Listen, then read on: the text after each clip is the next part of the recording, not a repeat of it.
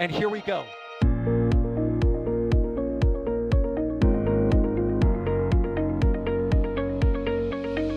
have liftoff. Propulsion continues to be normal. R68 chamber pressure looks good. Rolling up. Roger, roll, planet. Water towers fly! Yes! Echo down to nominal. Flight downside FD off. Bring in FD off. Off. It's orange! 145! Oh my god! Oh my god! Decollage. What is it? Put that in the big bag, 343 unfolds to go. Indeed. We rise together back to the moon and beyond. The methane would be igniting the flare, correct? Yikes. You dead? Sure. We don't need any more of these.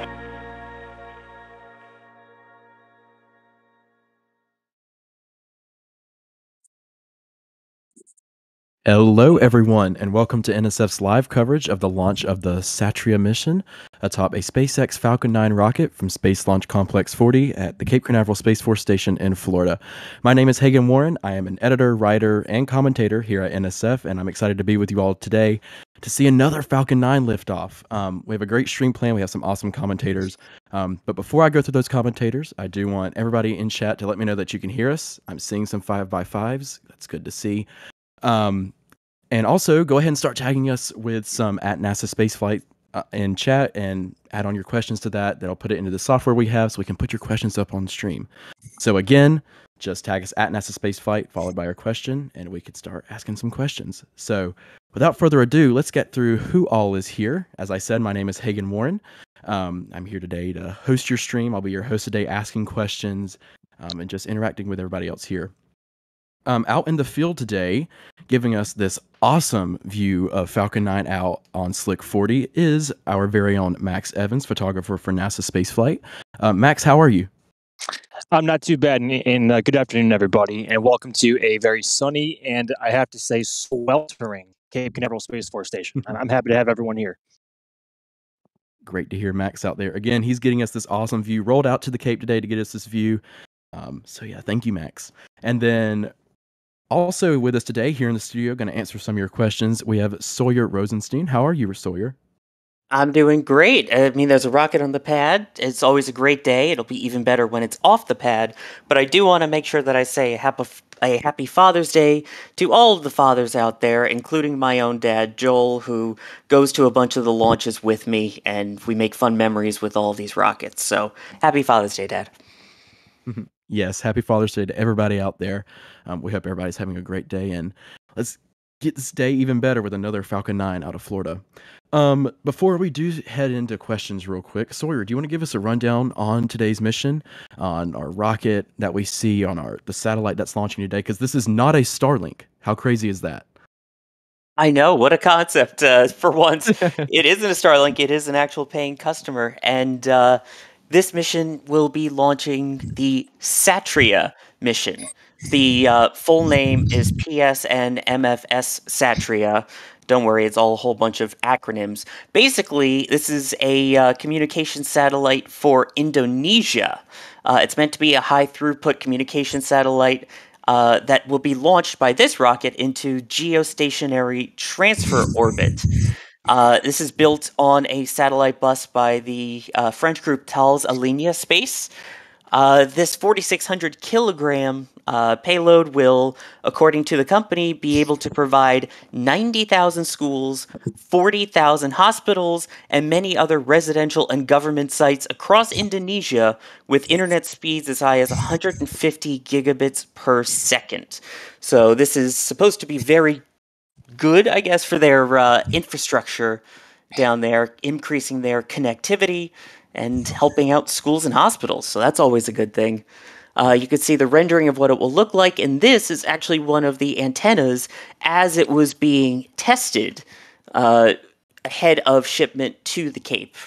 The rocket it will be launching on, as you see on the right side of your screen there, of course, is the Falcon 9. This in particular will be booster 1067-12. You ready? Let me catch my breath. This mission has supported CRS-22, Crew 3, Turksat 5B, Crew 4, CRS-25, Hotbird 13G, O3B, Empower 1 and 2, and 4 Starlink missions. Okay, caught my breath there. Yes. As for certainly a lot of the missions. recovery of it, it is supposed to hopefully get a Dash 13 after landing on a shortfall of gravitas, which is just due east about 682 kilometers. And Doug is out there to hopefully try and catch the payload fairings as well once those separate. Okay, I think that covers everything. And bingo I was his think name that up. does. That was a lot, but yes. Thank you, Sawyer. Yeah, so why don't we go ahead and start talking about some questions? As you can see there from Max's view on stream, you can see that the bottom of Falcon 9 is already starting to get a little bit frosty. So they are into propellant loading right now. We're about around 29 minutes from liftoff here, assuming upper level winds don't cause this launch to slip again. Let's really hope not.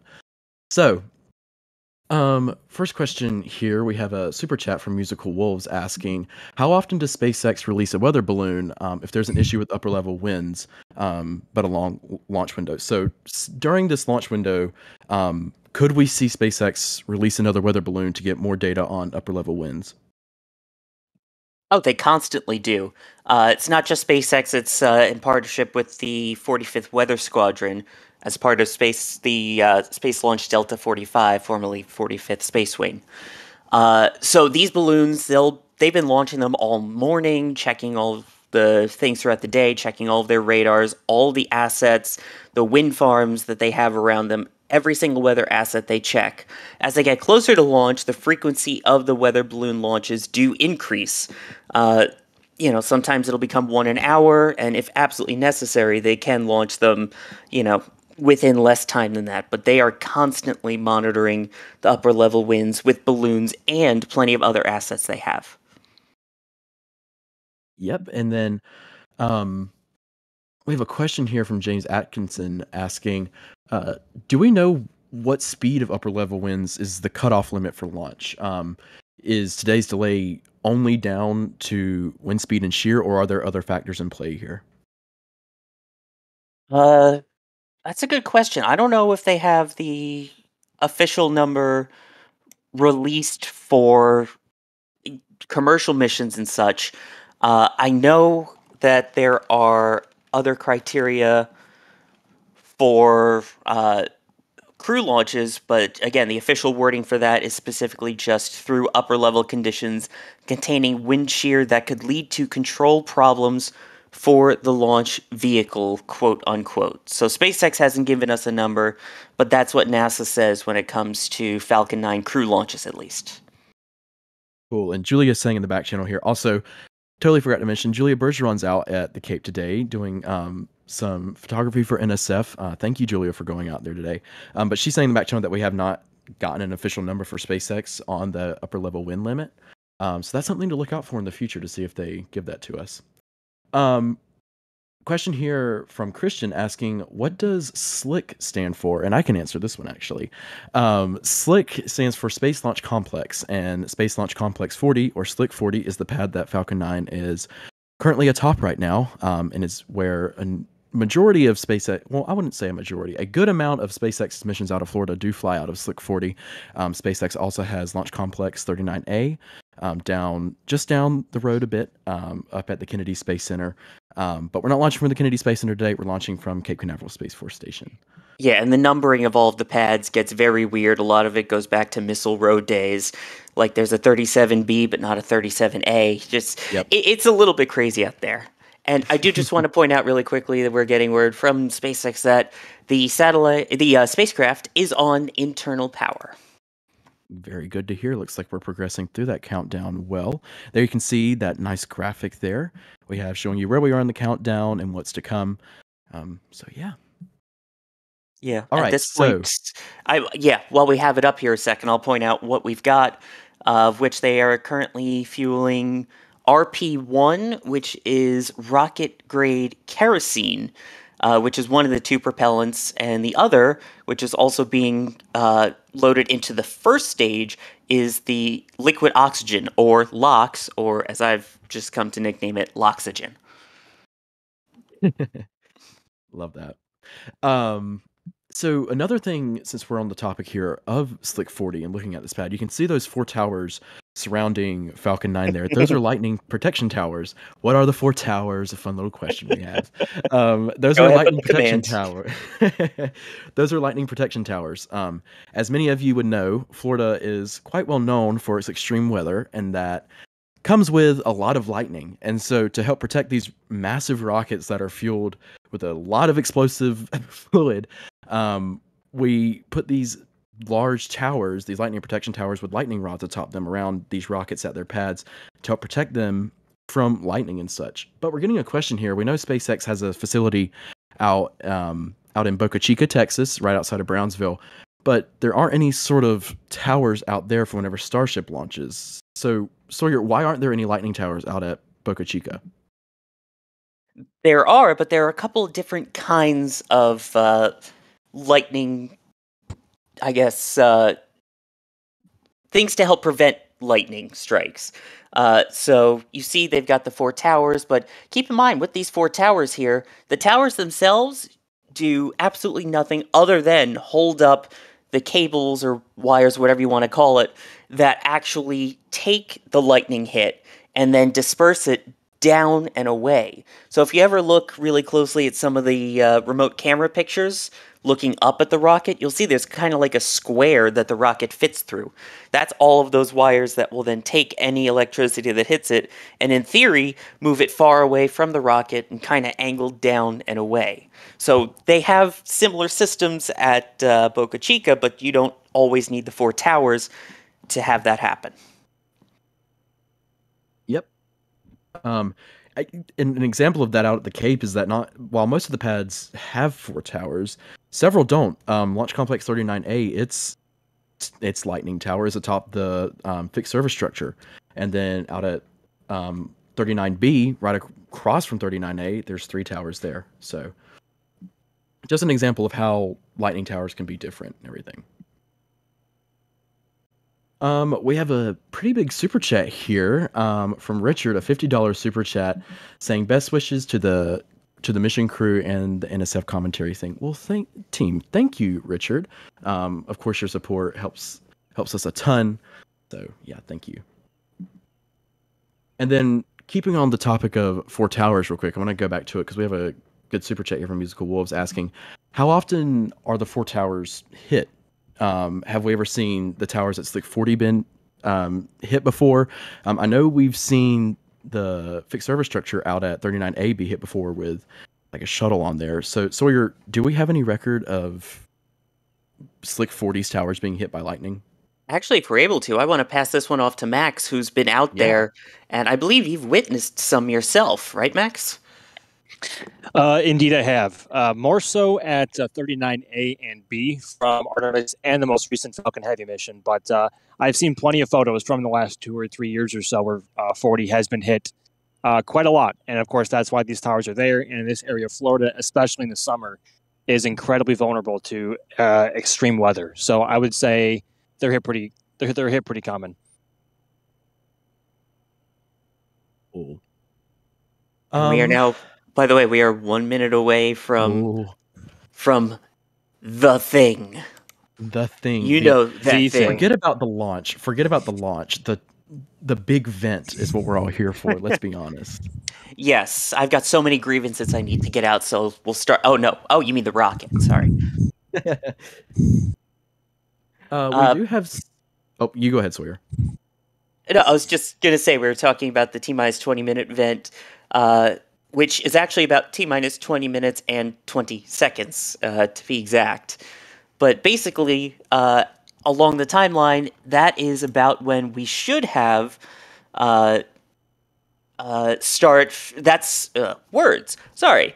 That is about when they will start preparing the lines to begin loading the second stage with liquid oxygen. Again, you've got these super cool propellants that are going through, so You're going to clear out the line. The line is blasted, I believe, with nitrogen to purge it of anything, and keep it cool so that the fuel can start going in. And there is. And there it goes. And this vent will last for about 4 minutes. You'll know that second stage LOX load has begun when that vent stops, because then all of the pipes and everything will be cleared and ready to go, and then that second stage LOX load will begin. Awesome. Yeah, so while as Crispy said, the best vent happens here, maybe want to go through a few more questions we have here. You can't see them right now because that timeline is there. So, but I will, whenever this timeline goes away, you'll see two. There we go. Thank you, Kevin. You can see those two spherical or ball structures there beside Falcon 9. What exactly are those? Because I know I haven't really seen them before. Yeah, this is a very unique angle that we have on the Cape Canaveral Space Force Station. Those, if I recall correctly, are radar dishes of some kind, or some kind of communication dishes within them. I don't believe they're propellant tanks, as they have those elsewhere along Slick 40. So that is what we believe they are. And then if you look closely at both of them, you can actually see that one of them is in the shade and then another is not. What is causing one of them to be in the shade and the other not? It could just be the position of the sun and the lighting there. I can actually answer that one for you, Sawyer. Go for it, Max. What you can't see off camera to the very left-hand side is a very prominent building that is, I guess, right next to the launch pad. I can't unfortunately show it, but that is what is obstructing the light for that one radome. Cool. Thank you, Max. And Max, as we do keep going through the countdown here, how has the weather been out there today? Because I know they did push it back for upper level winds, but in terms of just what you can see right now, are there any clouds, dark clouds? Is there any rain around you? What is it looking like out there? Yeah, with the exception of the upper level wind concern, it's actually beautiful right now. Just a bit of wispy clouds right over us. There's a bit of thicker clouds developing out to our west, but around launch time, that should not be a concern. But overall, as I've said earlier, it's actually quite hot today. But other than the warm temperatures, there is actually a slight breeze coming out from the east. So it's actually a very beautiful day here. Cool. Thank you, Max. And just keeping again real quick with, I guess, weather and visibility and such. Ryan here is asking, will the rocket be visible from Jacksonville? Sawyer, do you want to take this one? Sure. It's possible. This one is going pretty much due east with a slightly southern curve to it there. So it's most likely going to be visible along the coast, with that southern turn in particular, anywhere from Brevard County down all the way probably through Palm Beach, Broward, Miami-Dade. There's a chance to see it. I'm sure it's possible that you may be able to catch a glimpse of it if you can get a good vantage point right along the water. Yeah, and it's worth noting that a lot of these times, Falcon 9 missions, whenever they're launching Starlink satellites, or, just like crew missions or missions to the ISS, they'll launch up the East Coast. As you can see here, this one is not launching up the East Coast, it's launching due east out of Florida. So that means if you live somewhere, say the Carolinas or Georgia or Virginia, where you can typically see Falcon 9 or another rocket launching out of Florida, you're most likely not going to be able to see Falcon 9 launching today because of its trajectory out of Florida. Yes, and while we're looking at the rocket, you'll notice that vent has stopped, which, as I was saying before, means that second stage LOX load has started. Great. I do want to hit some super chats here real quick. Thank everybody for the support here. We have a super chat here from David. Thank you. We have a $20 super chat here from Brandon saying, "What did the doctor say to the rocket ship? Time to get your booster shot." Ooh, that's one for you to use in the future, Sawyer. I like that one. I haven't heard that one, I don't think. That's really good. Though I think it can only apply to Falcon 9 because of booster, but Well, no, technically Delta IV Heavy launching this week has a true. Common Core booster. True. Atlas 5, they consider MECO or shut down the first stage, the booster engine cutoff. Yup. We have a $5 super chat here from Rankley, saying you guys are awesome. No, you're awesome for sending us that support. Thank you. We have a thank you here for Sawyer, $20 super chat. Oh, wow. Thank you, Bidford. Appreciate it. Love being on here and love chatting with you guys. Jirwa with the gifted memberships here, 5 Red Team memberships. So hopefully somebody gets those and enjoys the membership there. We have some cool membership benefits, both on the YouTube side and if you can get into our Discord. So, and then we have another gifted membership here from Troy. Thank you. Keeping it here with the questions, we have one here from Ryan asking, what's the max number of times they can reuse a booster with refurbishments? I know we've seen a lot of these boosters fly a lot of times. I think a few are starting to approach 20 flights. So what's the max number of times they can reuse a booster with refurbishments? As of right now, currently SpaceX has stopped at 15.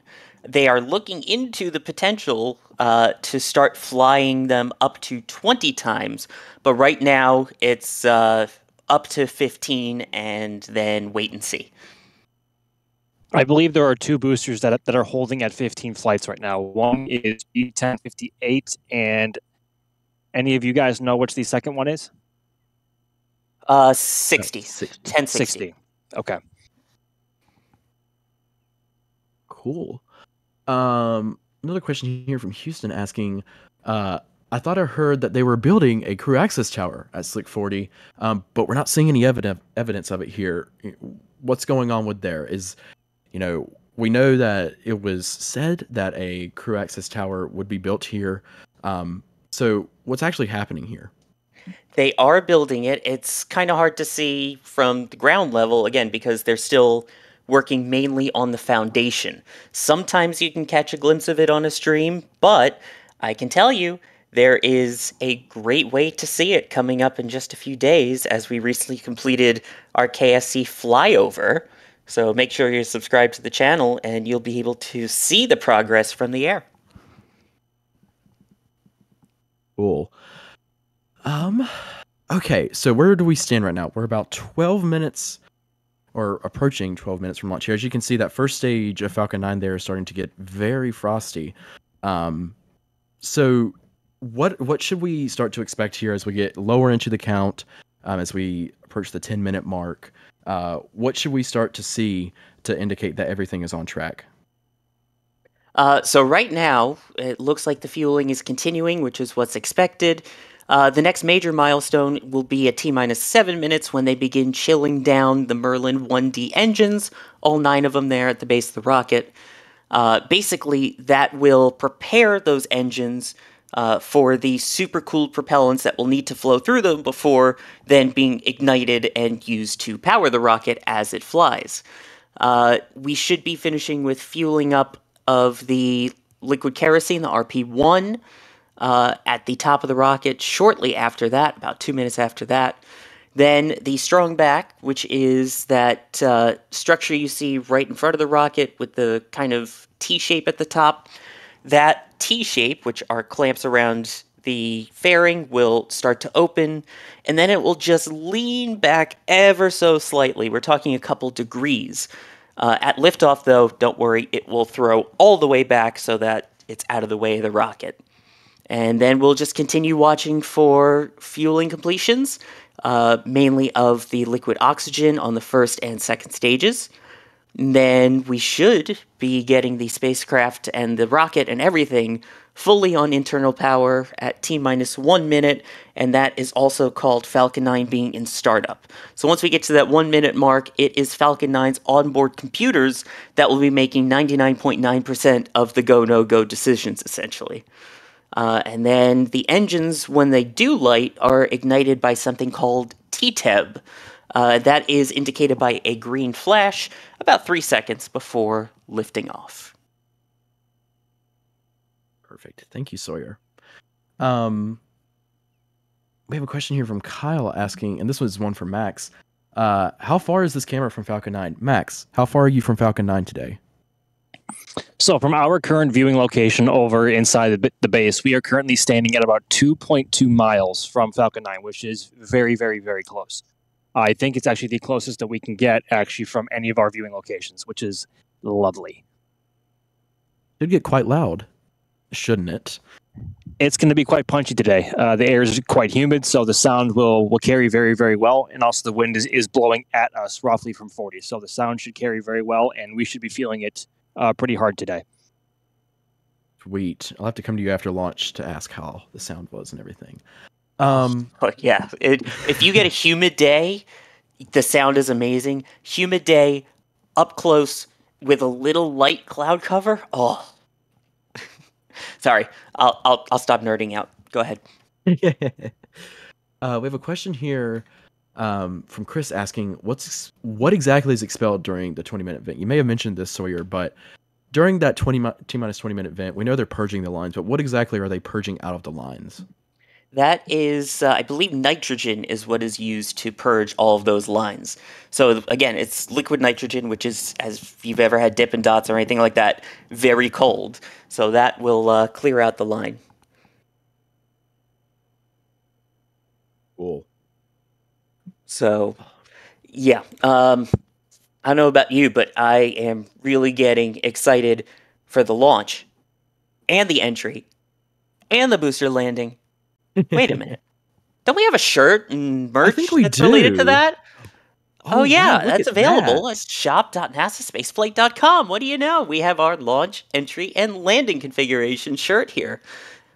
You can see it does have not only the rocket itself of what it'll be doing, but the engines that will be lit. And yes, that is 100% accurate of which engines are actually being lit. So for entry, it is 1, 5, and 9.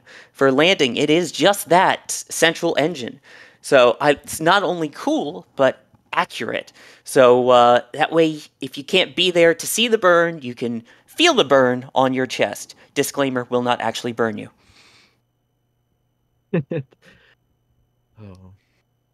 So yeah, thank you, Sawyer, for that awesome merch store highlight there. That was awesome. Thank you. And I do have to shout out Ryan in the back channel saying that transition was slick, SLC. Oh. It's rubbing off. It's starting to permeate through NSF, and I love it. Oh boy. I'm gonna have to start keeping a list of puns so that I don't start so I have a list to go down so I don't disappoint you with future coverage. Thank you. The good news is you don't know about any limits or restrictions on my puns, so I'm not going to tell you what they are. Oh no. We have another question here from chat asking, what does Satria stand for? It's a pretty weird acronym here. That's a good point, actually, of just pointing out in general that this is actually an acronym. It's not, I mean, there's obviously like the car, that's a Satria, things like that, but this is the Satellite Republic Indonesia. So it's capital S and T in Satellite, capital R in Republic, and then capital I, and then the capital A at the end for Indonesia. It's also has PSN in the front of it, which is Pacific Satellite Nusantara. So those are all of the acronyms. That's why we're just calling it Satria. It's a lot easier to pronounce. And speaking of pronounced, I guess there is no transition there. The engines are now chilling at T-minus 7 minutes. I was trying to come up with something, but failed. You tried. So, that's all that engine matters. chill is underway on the 9 Merlin 1D engines at the base of this beautiful rocket. Awesome.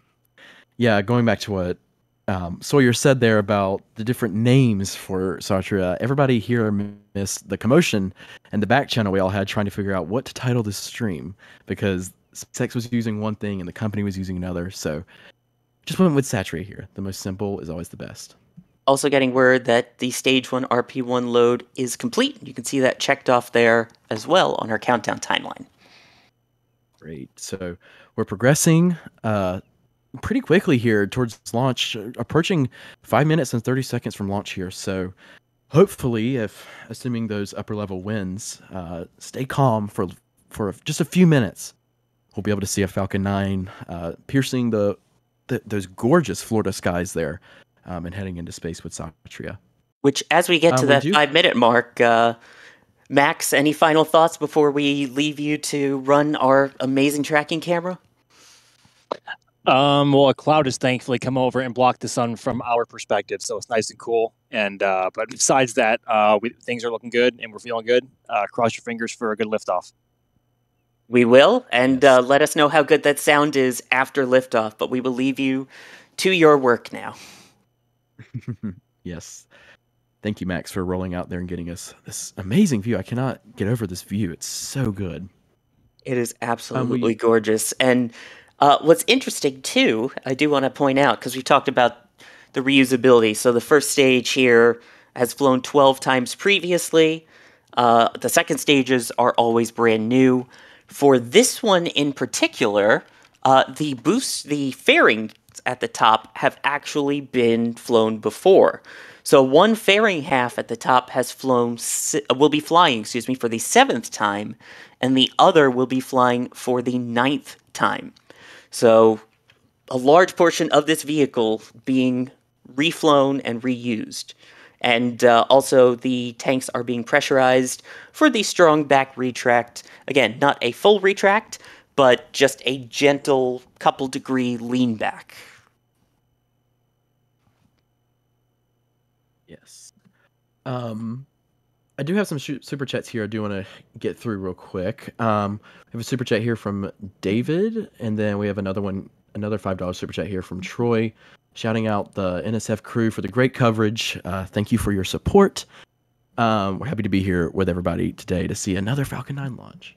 Another $5 super chat here. Tank Watcher Vince for the Lens Wipe Fund. Thank you. Lens wipes are always needed, no matter how I have found with all of my cameras, no matter how nice and put away you keep them, you're always gonna have to wipe that lens. I have a bag full of them every time I go to a launch. Yeah. Another $5 super chat here with a question saying, is Launchpad 39A down for upgrades? See that all upcoming launchers are supposed to be launching from Slick 40. I don't believe so. No, right the main answer to that is just the fact that, first, Stage 1 LOX load is complete on this rocket. But the main reason is that pad is typically used for very specific launches.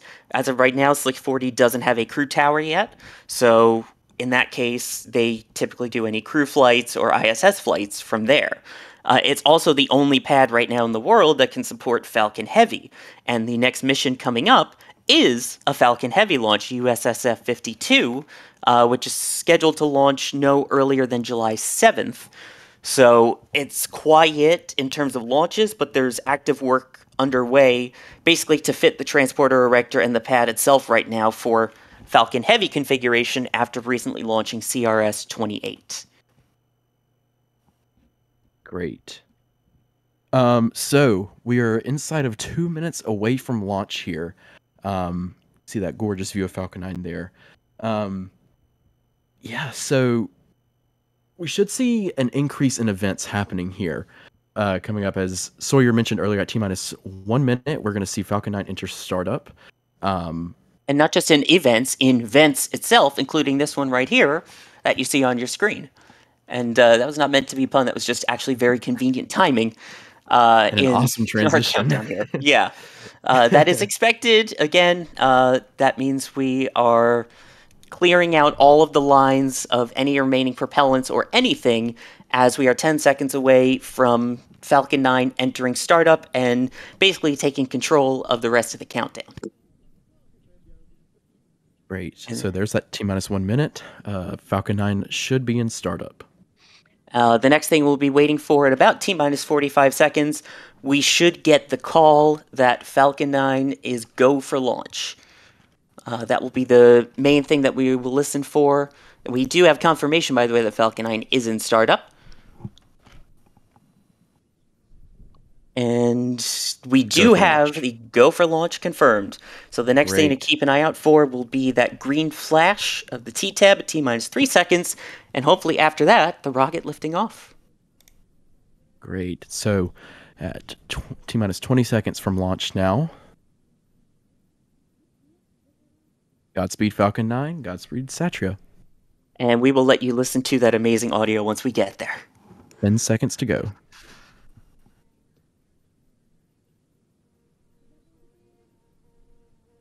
Looks like there's the flash, engine ignition, and liftoff of Satria, bringing much needed communications to Indonesia.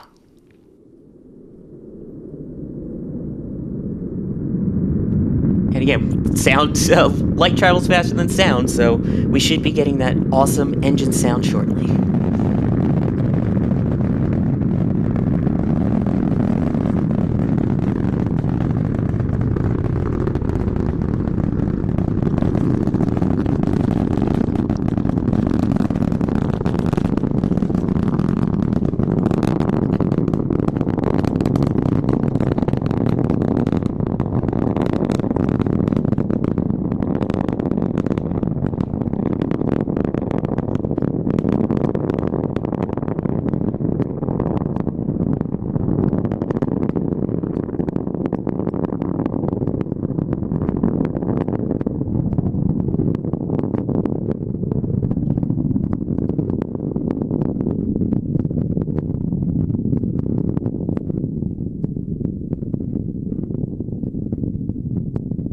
All right, we can still hear the rumble, but at this point, we are now passing max Q, which is maximum dynamic pressure on the vehicle, basically when the vehicle experiences the most stress.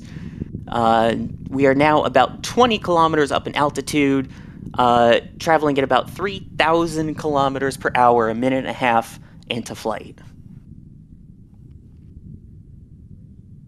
So as we continue at this point, the next things that we are going to be looking out for will be a few events in quick succession.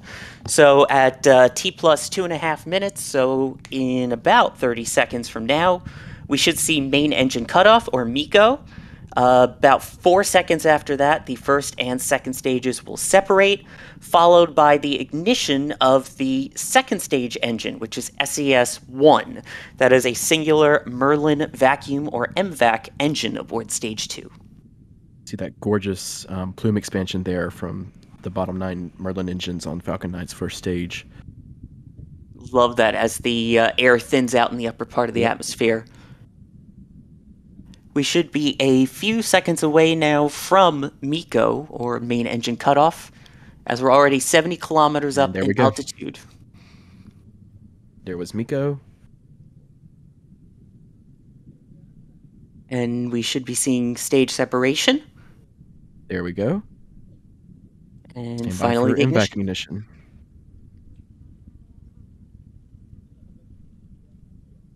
And there we go, including that connector ring flying off, which is expected.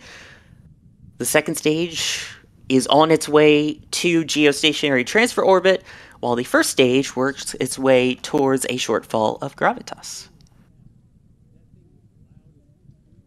And correct me if I'm wrong, that's positioned about 680 kilometers downrange, correct? If you want to be exact, it's 682. But yes, exactly. I was close enough. But yeah, okay. I count that. You're good. Yeah, we can also see on the left the grid fins have deployed. That's those features that look like waffles and then always make me want waffles after stream. On the right there, by the way, I should point out, we just saw payload fairing separation.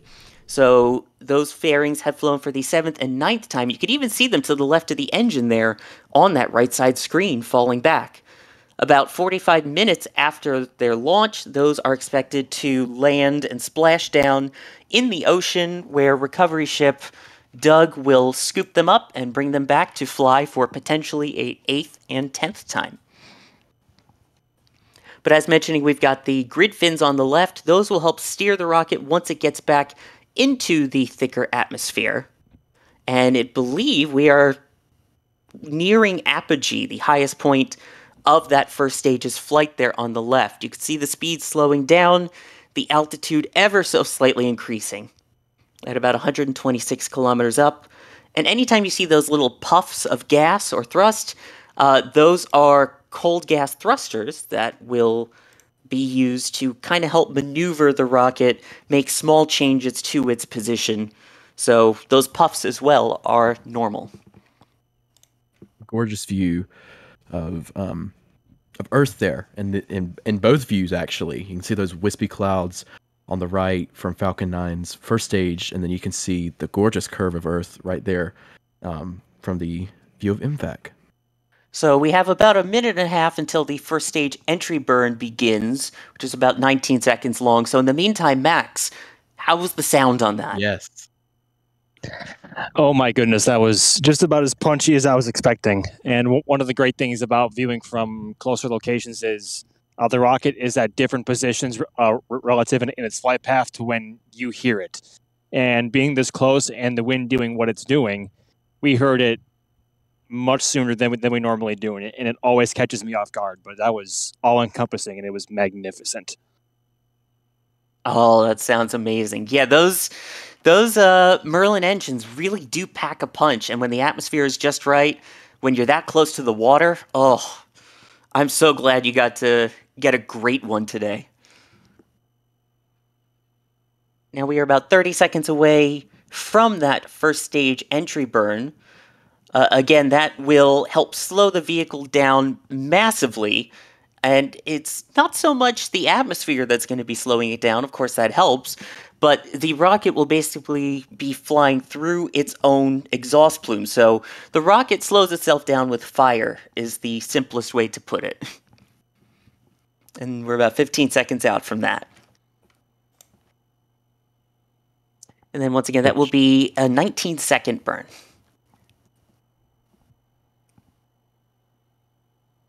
Sorry if I was interrupting you there, Hagen. Oh, no, you're good. I was going to say such a cool shot of it flying into the clouds like that. And there we go.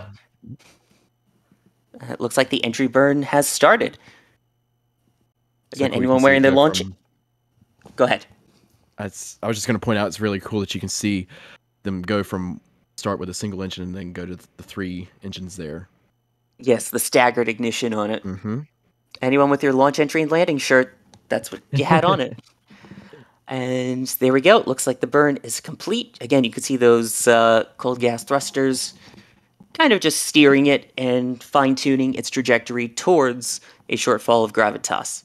And fun fact, by the way, that was that burn is pretty much the reason why Falcon 9 comes back so sooty. It is flying through its own exhaust, as we mentioned, which is liquid kerosene, which is carbon-based, which, when you burn carbon, you get soot, and it sticks to the rocket. So next event looks like we should be seeing here should be second engine cut off, the first second engine cut off. Here you can see, we'll see MVAC on the right, shut down, and then shortly after that we should be seeing Falcon 9 land atop a shortfall of gravitas. Now, speaking of that second stage engine, while we have a quick second here, I know people have been talking about how weird it looks. This is the normal, as we used to call it, the normal MVAC that we're used to. They do have a stubbier MVAC engine that is used on certain missions, but not this one. And we should have shutdown of that Merlin vacuum engine coming up right there.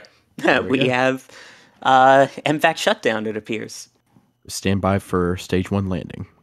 Yes, even though we don't have video feed on the bottom left of your screen, you can see the telemetry. It's now only 1 kilometer up and slowing down rapidly, which would indicate that the landing burn is underway. And there's the visual. Oh, such a cool shot. There you can see a shortfall of gravitas. Landing leg deploy. And touchdown.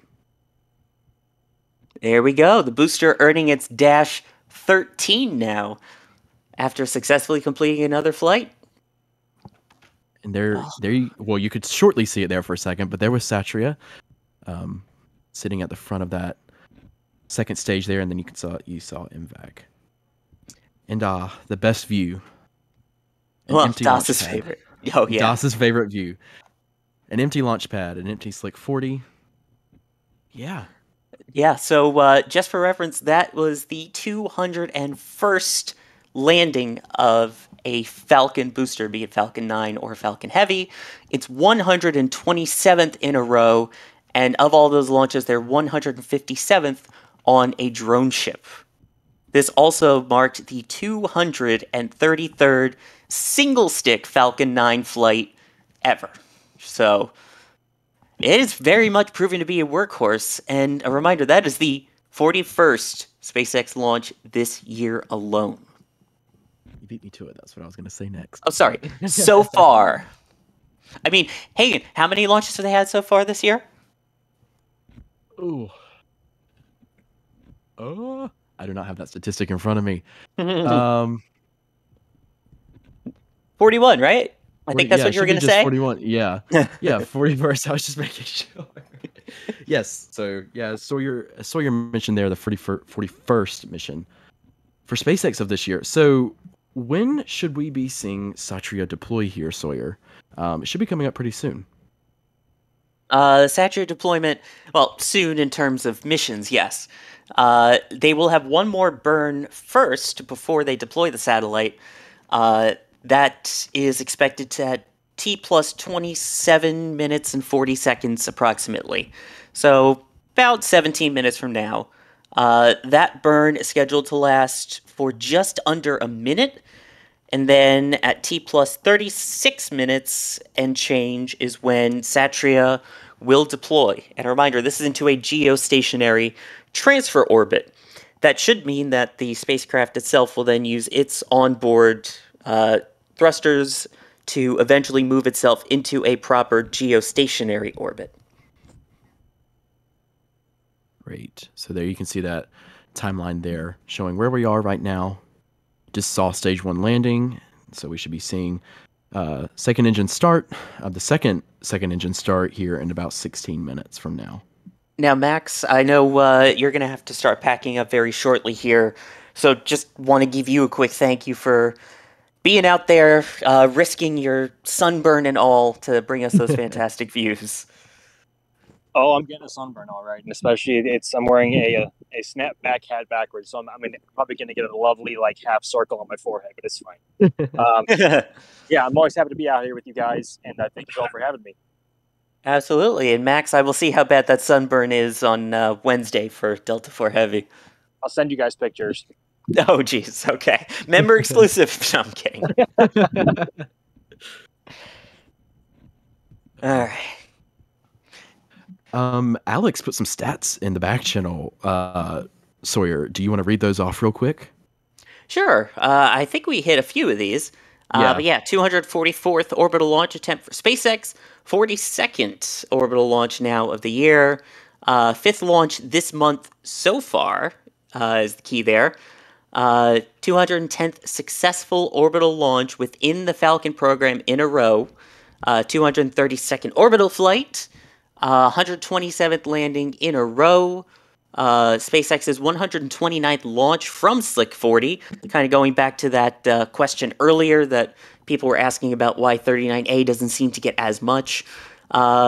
This booster's 12th launch and landing, and SpaceX's 6th launch to geostationary transfer orbit this year.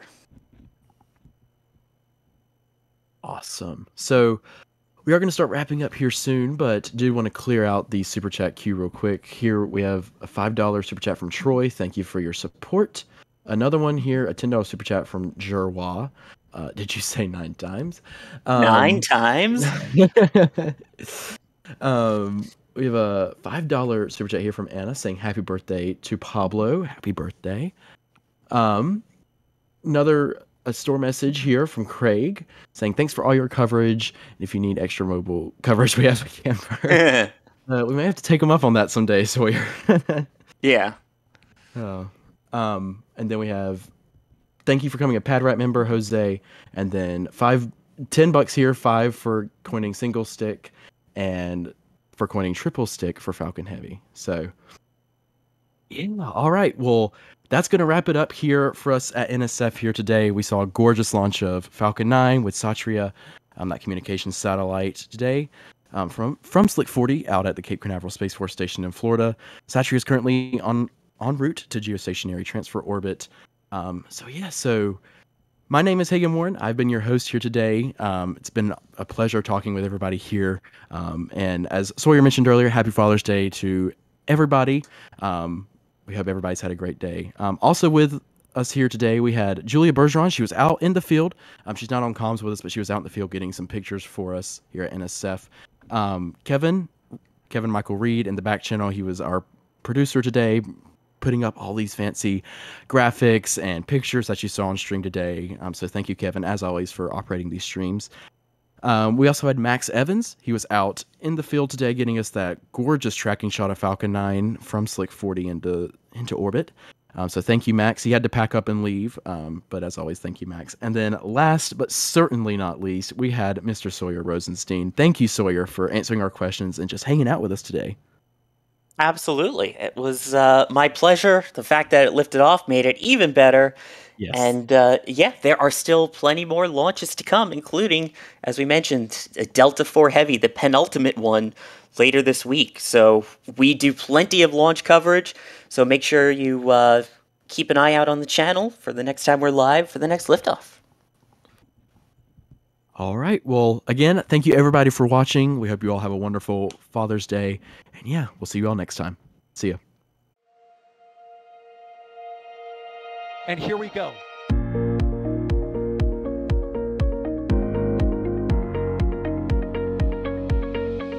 We have liftoff. Propulsion continues to be nominal. R68 chamber pressure looks good.